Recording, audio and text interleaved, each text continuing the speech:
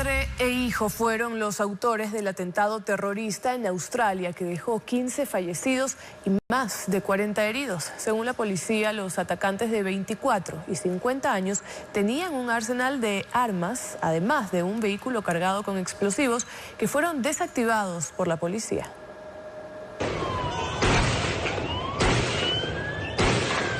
Los hombres vestidos de negro y portando armas largas desataron el terror ayer cuando abrieron fuego contra más de 1000 personas que participaban en una celebración judía en Bondi Beach, una de las playas más concurridas de Sydney, Australia.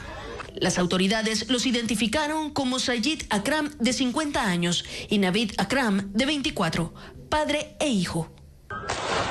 El hombre mayor fue abatido por la policía, mientras que el otro está hospitalizado en condición crítica y bajo estricta vigilancia.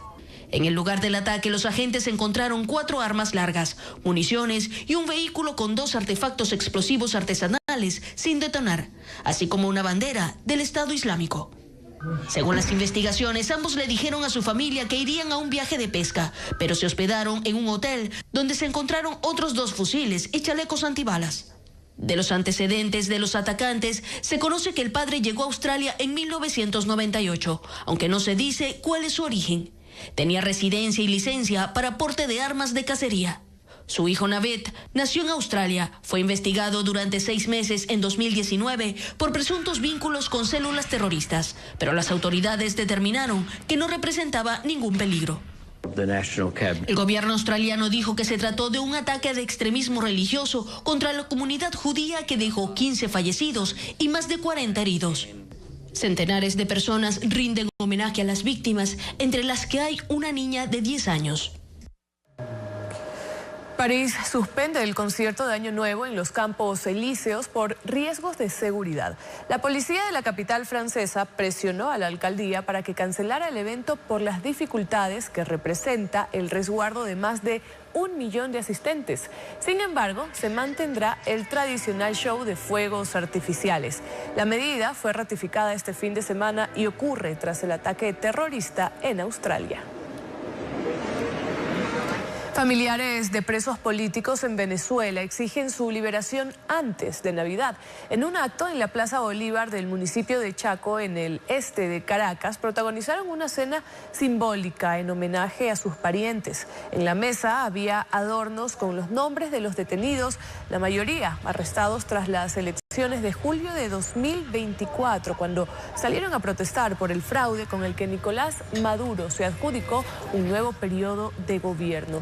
La ONG Foro Penal informó en un reporte con fecha 10 de diciembre que en Venezuela hay 893 presos políticos. Miles de personas salieron a las calles de Río de Janeiro, Brasilia y Sao Paulo este domingo en una manifestación contra la ley que pretende reducir las penas al expresidente Jair Bolsonaro y otros condenados por intento de golpe de Estado, abolición del Estado de Derecho y demás delitos relacionados con la violencia en la Plaza del Congreso el 8 de enero de 2023. El proyecto plantea dejar vigente solo el castigo por el delito más grave y eliminar la acumulación de penas, reduciendo sustancialmente el tiempo en prisión y permitir incluso un régimen abierto después de 2 años. El proyecto aprobado ya en la Cámara de Representantes pasa ahora a manos del Senado. Nueva York recibió en el fin de semana la primera nevada de la temporada. El fenómeno comenzó la noche del sábado y se consolidó este domingo con grandes acumulaciones de nieve que cubrieron la ciudad con un manto blanco que provocó incluso alteraciones en los aeropuertos de área con retrasos de hasta 6 horas. Además, las bajas temperaturas se acentuaron y los termómetros han llegado a marcar 6 grados bajo cero. La nevada cayó también en otras ciudades como Boston y Filadelfia. La defensa civil en la Franja de Gaza comenzó una nueva fase de búsqueda y recuperación de cadáveres que quedaron bajo escombros de edificaciones derribadas por los ataques de Israel contra el grupo Hamas. 45 cuerpos fueron sacados de una casa en ruinas donde había casi 100 personas refugiadas. El reporte con Pedro Jiménez. maquinaria pesada remueve toneladas de hierro y cemento para permitir a miembros de la defensa civil llegar hasta los restos enterrados desde un ataque israelí el 15 de diciembre de 2023. La guerra estaba empezando y recién ahora, 2 años después, han podido ir por los cuerpos. La identificación a veces se limita al reconocimiento de ciertas prendas de vestir. Fayez Salim dice que más de 100 personas se encontraban en el edificio ese día, que 20 heridos fueron rescatados en ese momento, pero que los muertos fueron 94. Samira Salim dice que perdió a unos 10 familiares. Y Zakaria Ismail espera que saquen el cuerpo de su hija. En esta jornada se han recuperado 45 cadáveres. La cifra actualizada de muertos por la guerra fue elevada hoy a 70.665, incluidos más de 300 en ataques esporádicos contra células de Hamás desde que entró en vigencia el alto al fuego el 10 de octubre. Una corte de Hong Kong declaró culpable de conspiración y sedición al fundador de un diario que está detenido desde las protestas 2019. Jimmy Lai, de 78 años, fue acusado de difundir material subversivo y colaborar con gobiernos extranjeros para derrocar al régimen chino por su cobertura de las manifestaciones. Amnistía Internacional dijo que el fallo es una sentencia de muerte para la libertad de expresión. Jimmy Lai, fundador del diario Apple Daily, podría pasar el resto de su vida en prisión por la cobertura de las protestas antigubernamentales de 2019, que exigían que Hong Kong se mantuviera autónoma de China continental. El Tribunal Superior de ese territorio lo declaró culpable de conspirar para derrocar el gobierno chino, con ayuda de fuerzas extranjeras, además de difundir material subversivo que cuestionaba la autoridad del régimen. Lai se declaró inocente, pero los 3 jueces que llevaban el caso determinaron que era evidente que albergaba odio en su corazón contra Beijing y sus autoridades, representando una amenaza para la seguridad de la nación. Lai lleva 5 años en prisión. Fue detenido bajo la Ley de Seguridad Nacional, introducida por el régimen en 2020 para contrarrestar las manifestaciones. Su diario fue cerrado en 2021 y los periodistas de alto perfil están detenidos. El empresario es ciudadano británico y su familia pidió a las autoridades de Reino Unido que intercedan para que sea liberado. Amnistía Internacional dijo que la declaratoria de culpabilidad contra él es una sentencia de muerte para la libertad de expresión en Hong Kong. La condena se conocerá en 2026. El actor y director estadounidense Rob Reiner y su esposa Michelle Singer fueron encontrados sin vida en su residencia de Los Ángeles. Tenían varias heridas por arma blanca. Ana María Palacios informa que el caso ya está siendo investigado. El actor, director y productor estadounidense Rob Reiner, de 78 años, fue hallado muerto en su casa en Brentwood, Los Ángeles, junto a su esposa Michelle Singer, de 68 años. Las autoridades investigan el hecho como un aparente homicidio, según la información policial. Las autoridades señalaron que ambos habrían muerto a causa de heridas de arma blanca. Su hijo Nick, de 32 años, fue arrestado por el asesinato de sus padres sin derecho a fianza. All right, Gloria, we done that. Rob Reiner se hizo conocido por su papel en la serie All in the Family, por el que ganó 2 premios Emmy en la década de 1970. A lo largo de su carrera dirigió más de 30 películas, entre ellas Cuando Harry encontró a Sally, La princesa prometida, Misery y Algunos hombres buenos, por la que fue nominado al Oscar como mejor director.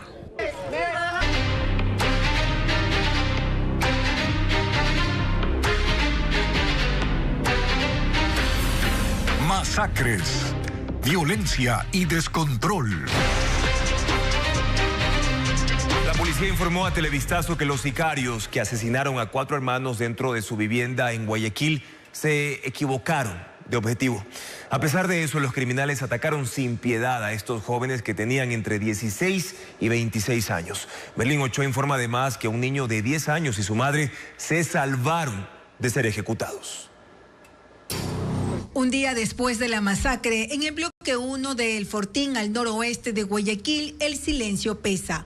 La casa permanece cerrada y vacía. En la calle principal casi nadie pasa. Afuera, frente a la vivienda de 2 pisos a medio construir donde ocurrió el ataque, siguen en pie los arcos de indoor fútbol y el logo del equipo del que eran hinchas los 4 hermanos que fueron asesinados frente a su familia. Jugaban pelota, jugábamos entre nosotros, organizábamos las fiestas de Navidad. Todos estamos con ese dolor, porque eran unos chicos que los vimos crecer. La policía confirmó que los sicarios se equivocaron. Ninguno de ellos posee antecedentes penales y posiblemente se trate de una equivocación. En un domicilio continuo de aquí existía un miembro de un posible GDO a quien era la persona que estaban buscando. El ataque ocurrió a las 3 de la madrugada del domingo. 4 hombres armados bajaron de una camioneta con prendas similares a las de la policía y dispararon 20 veces contra 3 hermanos de 23, 25 y 26 años, quienes estaban con su padre en la sala de la casa. Sí, estaban todavía pintando porque todavía no terminaban porque ellos ya tenían que trabajar ya hoy día, pues. El cuarto hermano de 16 fue sacado de su habitación y lo balearon. Murió luego en el hospital. El padre de 46 años sobrevivió, pero con heridas. Un niño de 10 años también se salvó. Testigos indican que cuando llegó la policía, el pequeño y su madre estaban en la esquina de la casa abrazados, sin entender cómo la violencia les había arrebatado a casi toda su familia. Por esta masacre aún no hay detenidos. Y una investigación de la Universidad Central del Ecuador determina que estas masacres se responden a ciertas actividades ilícitas locales y no solo a mafias internacionales. Una manifestación de violencia que ocurre con más frecuencia en Durán y Guayaquil. Diego Cuenca conversó con 2 analistas en criminalidad.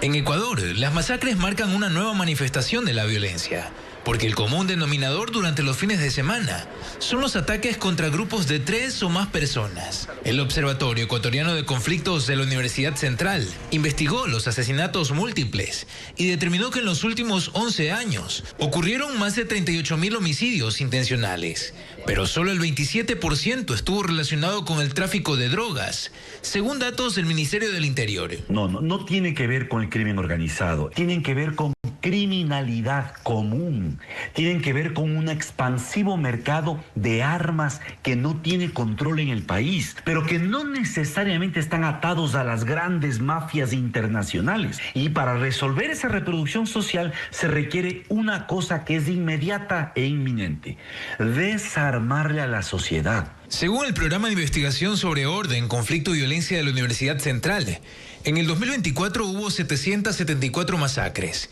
y entre enero y septiembre de ese año hubo 778 casos. Guayaquil y Durán son las ciudades más vulnerables a esos asesinatos múltiples, porque las estructuras criminales, que no pueden desarrollar nuevos mecanismos de rentabilidad económica, buscan expandir sus operaciones ilícitas con disputas en territorios. Esto que nos está mostrando son 2 factores adicionales: que las zonas en donde recrudecen estos eventos son evidentemente zonas donde hay mayores rasgos de pauperización, de empobrecimiento. El estudio muestra que esta modalidad criminal no da tregua y se sigue expandiendo en el territorio nacional.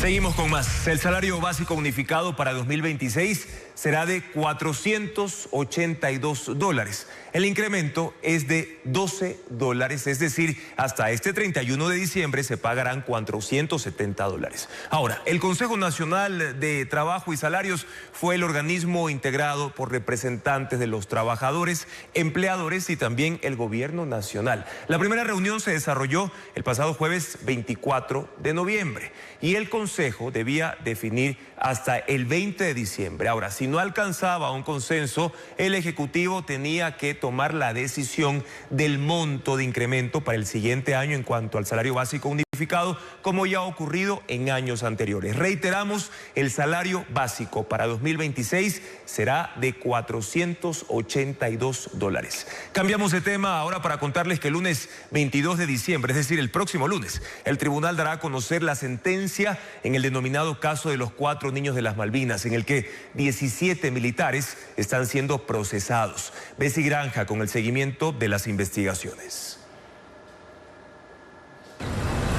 Este lunes concluyó la etapa de alegatos finales en el juicio por la desaparición forzada de Josué, Ismael, Nemías y Steven, los 4 niños de las Malvinas, en el que son procesados 17 militares de la Fuerza Aérea Ecuatoriana. Luego de 6 semanas de diligencias, el tribunal anunció que inicia la fase de deliberación y que la sentencia se dará a conocer el próximo lunes 22 de diciembre.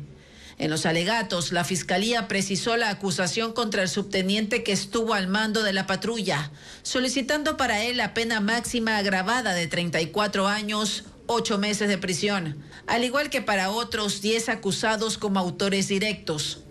La entidad fiscal también solicitó 7 años y 4 meses de cárcel para un teniente coronel, señalado como cómplice, mientras para los 5 militares que se acogieron a la cooperación eficaz, se pidió 30 meses de prisión.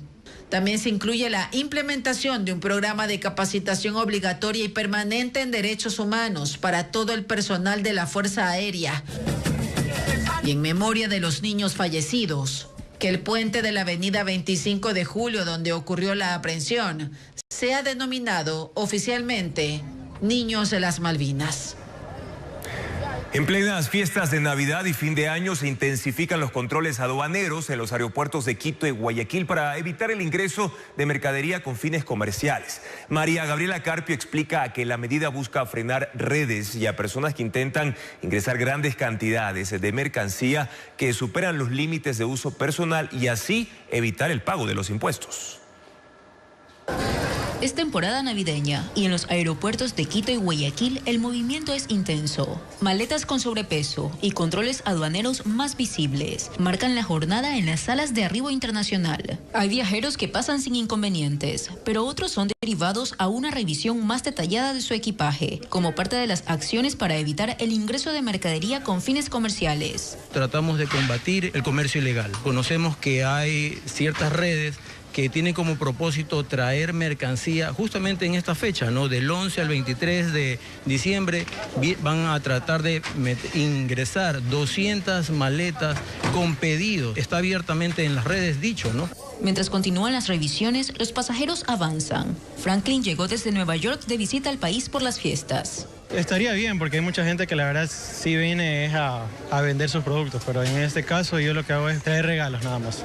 La normativa aduanera permite traer ropa, zapatos, perfumes, tecnología y regalos, siempre que no superen cantidades consideradas comerciales. Por ejemplo, se permite hasta 500 mililitros de perfumes por persona. Máximo 5 litros de bebidas alcohólicas para pasajeros mayores de 18 años. Se puede ingresar también un celular nuevo y uno usado, pero un tercero ya paga impuestos. Asimismo, varios pares de zapatos para la familia no generan problema. Sin embargo, la autoridad señala cuándo ya es sospechoso. 20 pares de zapatos, 50 pares de zapatos, eso ya se entiende que es para un uso comercial. En ese sentido, la aduana clasifica lo que puede ser para su uso personal y el resto lo tiene que pagar impuestos. Cuando los viajeros exceden en las cantidades, la advertencia es inmediata. El ingreso de lo que son splash y cremas, usted puede traer hasta 2.500 ml. Eso le ocurrió a Giancarlos, que superó el límite permitido en lociones. Conocía de la normativa, pero pensaba que era por maleta. Y además que como es temporada navideña, usted sabe que uno se desata comprando regalos para todo el mundo.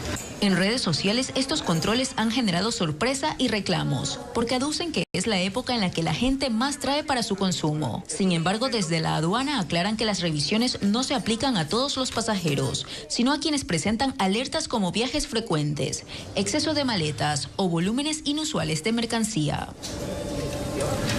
Y hasta noviembre de este año, el déficit fiscal bordea los 4.300 millones de dólares. Las proyecciones gubernamentales se quedaron cortas y esto significa que se hace más grande la diferencia entre los ingresos que tiene el Estado y sus gastos. El escenario económico para el próximo año luce complejo, tomando en cuenta que para pagar intereses y amortizaciones de la deuda pública se requieren recursos equivalentes a más del 70% de todos los ingresos tributarios del país. Veamos.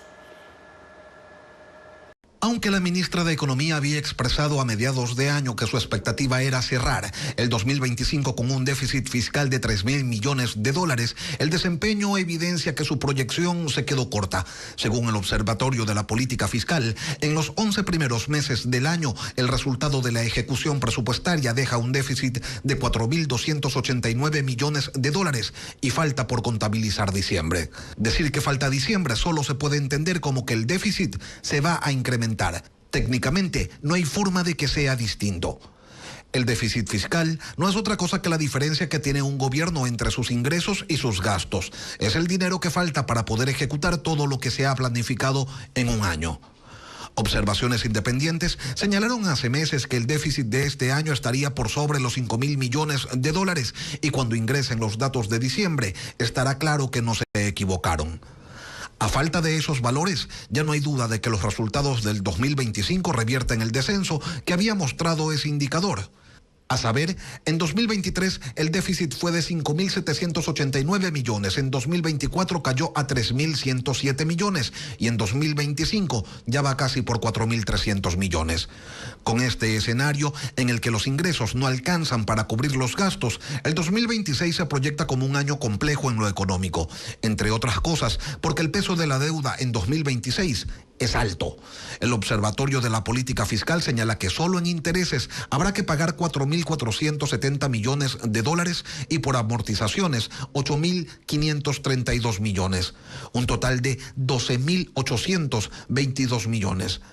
Esto es poco más del 70% del total de los ingresos tributarios. Solo el pago de intereses supera los presupuestos de defensa, educación, de salud. Es más del doble de lo que se pagará en bonos y atenciones sociales. Esa es la situación. Ahora, ¿cómo la van a abordar los administradores de la cosa pública? Hasta el momento no se lo ha dicho. El plan para manejar este escenario es un misterio absoluto. El oficialismo afirma que existe una distorsión que permite a privados de libertad aprovecharse de medidas cautelares y salidas anticipadas al pertenecer al grupo de atención prioritaria que establece la Constitución de la República del Ecuador. Por eso defienden la enmienda que busca sacarlos de esa lista. Patricio Díaz explica esas justificaciones. La intención del oficialismo es sacar de los grupos de atención prioritaria a los privados de libertad, es decir, adultos mayores, niños, niñas y adolescentes, personas con discapacidad o de quienes sufren enfermedades catastróficas. Son víctimas de violencia sexual o doméstica, de maltrato infantil, de desastres naturales y antropogénicos. Según los asambleístas de ADN, hay reos que han usado esa condición para obtener traslados, suspender sanciones disciplinarias, modificar regímenes de cumplimiento como salidas anticipadas e interferir en decisiones de gestión penitenciaria. La proponente de la enmienda, Lucía Pozo, asegura que lo han hecho utilizando recursos constitucionales, como el habeas corpus correctivo. Absolutamente cualquier persona privada de la libertad puede acceder a los derechos de garantías jurisdiccionales, de libertad condicional, medidas alternativas para no cumplir con su condena de acuerdo a la sentencia ejecutoriada. Asegura además que en el último año hay un incremento sorpresivo de esas solicitudes, tanto de medidas cautelares como de recursos constitucionales. Por ejemplo, pasaron de 2 en 2018 a 7 en 2020, 13 en 2021 y hubo una caída a 2 en 2022, pero llegaron en 2023 a ser 67. De los 67 al año que acceden a este beneficio, puede ser que 10 sean de alta peligrosidad. Estos argumentos están en la justificación que presentaron para la enmienda. Aseguran que la interpretación extensiva de este beneficio y el indulto al microtráfico han reducido el tiempo efectivo de privación de libertad de segmentos vinculados a economías ilícitas. Esto deberá convencer no solo a la Corte Constitucional, que debe confirmar la vía, sino también a la Revolución Ciudadana. Necesitan sus votos para que la propuesta sea aprobada. El oficialismo llega a los 78 y se requieren 101. Los presos forman parte de este grupo de atención prioritaria que protege la Constitución junto con embarazadas, menores de edad y también los adultos mayores. Pero ¿se considera esto un privilegio? Fabiola Santana conversó con un jurista y presenta un análisis de este tema.